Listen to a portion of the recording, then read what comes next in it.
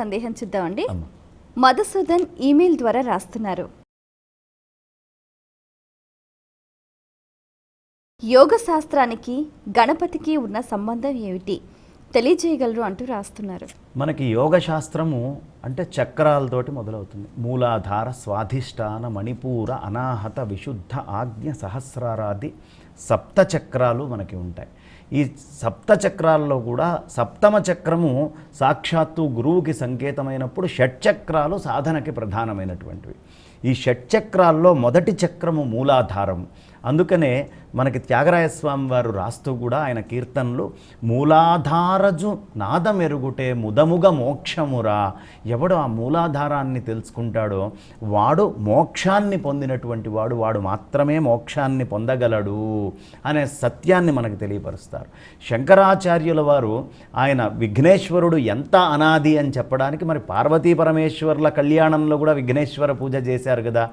ఏమిటి దాని ప్రత్యేకత అంటే మూలాధారములో ఆయన ఉన్నాడు కాబట్టి మూలాధారం ఎంత సనాతనమో గణపతి అంత సనాతనుడు. అంటే పార్వతీ పరమేశ్వర్లు కూడా దేహముతో ఉన్నప్పుడు వాళ్ళకి కూడా మూలాధార చక్రము అనేది ఉంటుంది. అంటే ఆ చక్రానికే మూలస్వరూపుడైనటువంటి వాడు కాబట్టి మూలాధార చక్రం ఎంత అనాదో గణపతి అంత అనాది అని చెప్తారు.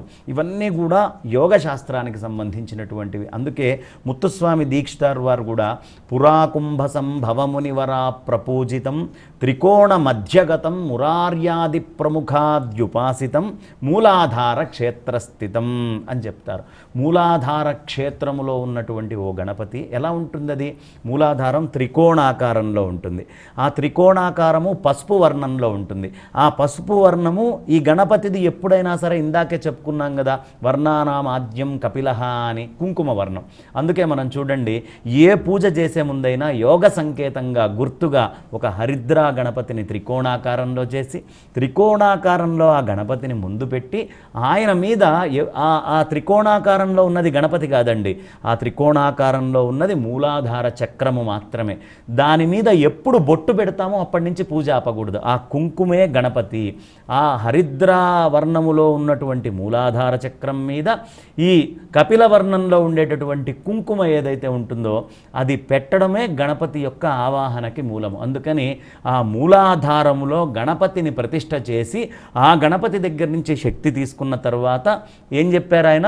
మురార్యాది ప్రముఖాద్యుపాసితం. ఆ తర్వాత స్వాధిష్టాన చక్రానికి బ్రహ్మ అధిపతి, ఆ మణిపూర చక్రానికి విష్ణువు, ఇంకా పైకి వస్తే అనాహతనానికి శివుడు. ఈ వీళ్ళందరూ కూడా అర్చన చేస్తూ ఉంటారట. దేనికోసం అర్చన చేస్తారు? బ్రహ్మ విష్ణు మహేశ్వరులు ముగ్గురు అంటే మూలాధారంలో గణపతి దగ్గర నుంచి కుండలిని అనే శక్తి ఈ చక్రాల దగ్గరికి వ్యాప్తి చెంది పైకి రావాలి అని నిరంతరము ఆయన అర్చన చేస్తూ ఉంటారు. అందుకని మన శరీరము లోపల ప్రప్రథమంగా అంటే గణపతికి పూజ చేసినా ఏ దేవుడికి పూజ చేసినా మూలాధారములో కుండలిని శక్తిని పైకి తెస్తే తప్ప మిగతా ఏ దేవతలు మనల్ని అనుగ్రహించలేరు. అందుకని యోగ శాస్త్రము గణపతికి లంబీజముతోటి చక్కగా ఐరావతము, అక్కడ ఆ పూర్తిగా ఇంద్రుడి వాహనమైనటువంటి ఐరావతం కూడా అక్కడ వాహనంగా ఉంటుందట గణపతికి. కాబట్టి గణపతి సంకేతాన్ని మొత్తాన్ని యోగ శాస్త్రము, ఎవడికి గణపతి అనుగ్రహం ఉండదో వాడికి యోగాభ్యాసము కానీ యోగ శాస్త్రము కానీ వరించదు. ఎవడు గణపతిని ఆశ్రయిస్తాడో, ఎవడు గణపతిని ఆరాధిస్తాడో వాడి మూలాధార స్థానములో కుండలిని శక్తి లేవకుండా ఉండదు. కాబట్టి ఏ కార్యక్రమం చేసినా ఆదౌ పూజ్యో గణాధిపః అని చెప్పడానికి మూలాధారం దగ్గర నుంచే పైకి వెళ్ళాలయ్యా అనే యోగ సూత్రాన్ని మనకి తెలియపరుస్తున్నారమ్మా.